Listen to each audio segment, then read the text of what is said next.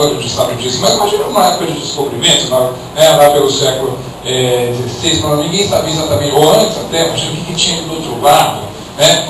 O que empurra a gente a conhecer? É sempre o desconhecido.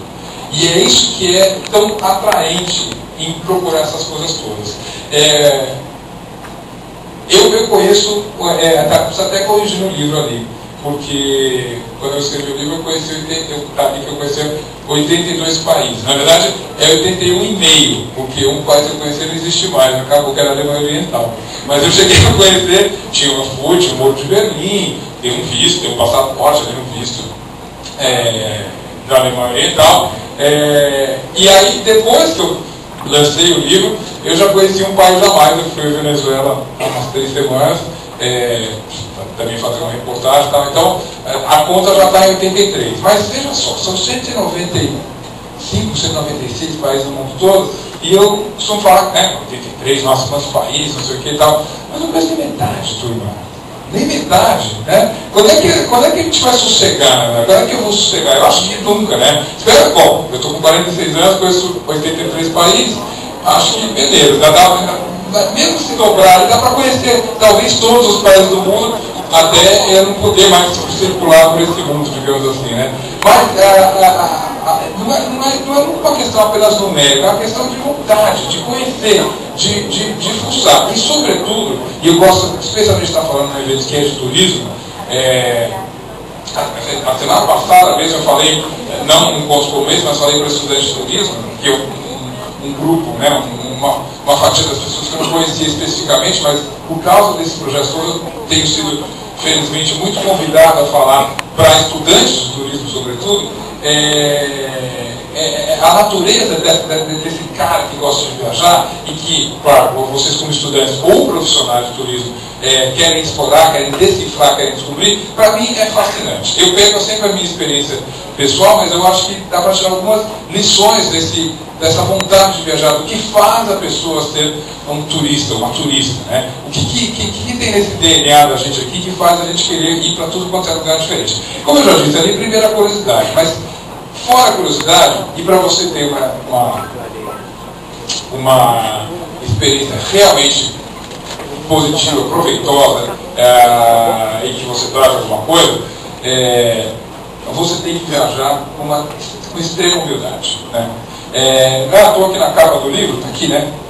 Talvez vocês tenham visto, mas isso é uma foto que saiu várias vezes na reportagem. Eu fazia essa posição aqui, que é viajar na verdade, isso aqui, que é viajar de braços abertos, porque a gente tem que ter a vontade de conhecer. E, primeiro de tudo, eu vou falar uma coisa que parece estranha assim, mas que é totalmente verdade. Quando você é um turista, você é um invasor, né? Você tá, o lugar é dele ali, você é um visitante, é claro, mas sobretudo você é um estrangeiro, né? Fico muito bravo quando as pessoas falam assim, fui na França, não gostei, se vocês não trataram bem, não sei o que e tal. Peraí, você tratou bem eles, você é um visitante, você é o cara que está chegando lá e que quer, eu imagino que está indo lá porque você quer absorver aquela cultura, você quer aprender o que tem de diferente, você quer levar para a tua casa, para o teu país, alguma coisa de bom que ali está sendo diferente. E isso é que eu falava na faculdade de jornalismo, de turismo semana passada,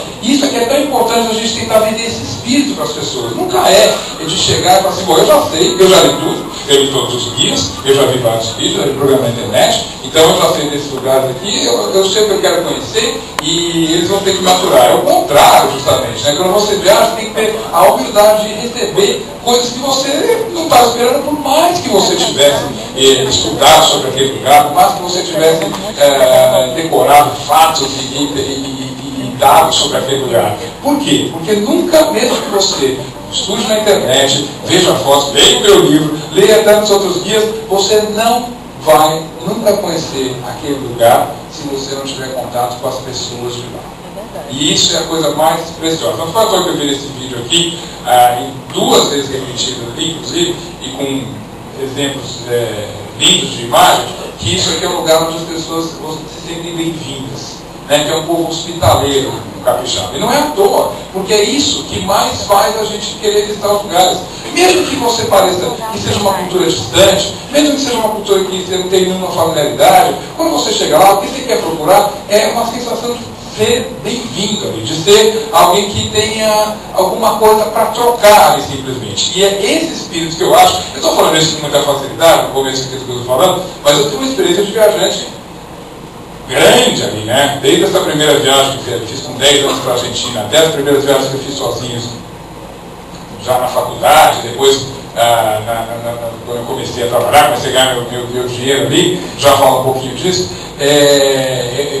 Essa conclusão aqui é talvez quase uma experiência acumulada. Eu também talvez já viajei muito, especialmente quando a gente é adolescente, com esse espírito menos humilde, digamos assim, né? Menos